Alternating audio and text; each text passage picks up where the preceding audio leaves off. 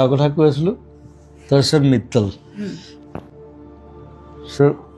সি মোক ক'লে যে দাদা আমাৰ আমি এটা এগ্ৰিমেণ্ট কৰিব লাগে বোলে কি এগ্ৰিমেণ্ট কৈছে এইটো মানে আমাৰ ছিষ্টেম এইটো আমি যি আৰ্টিষ্ট লওঁ তেতিয়া একদম নতুন সি মানে আমি এগ্ৰিমেণ্ট এটা কৰোঁ এইটো মই বোলো হ'ব তই ৰাতি আহিবি 2টা বজাত সি আহিলে মই ষ্টুডিঅ'ত কাম কৰি আছোঁ চিনেমাত কিবা ভাইমন্দা চিনেমা এখন চলি আছিল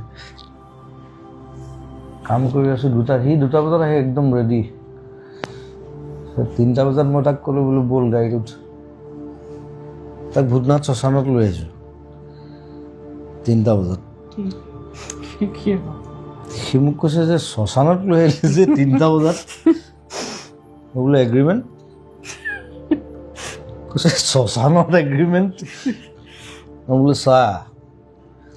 তই মোৰ ভাইটি হয় নাই তই যদি আগতে মৰ মই তোক জ্বলাম যদি মই আগতে মৰ তই মোক জ্বলাবি দেটছ এগ্ৰিমেণ্ট আজিলৈকে হোৱা নাই আই এম লাইক দেট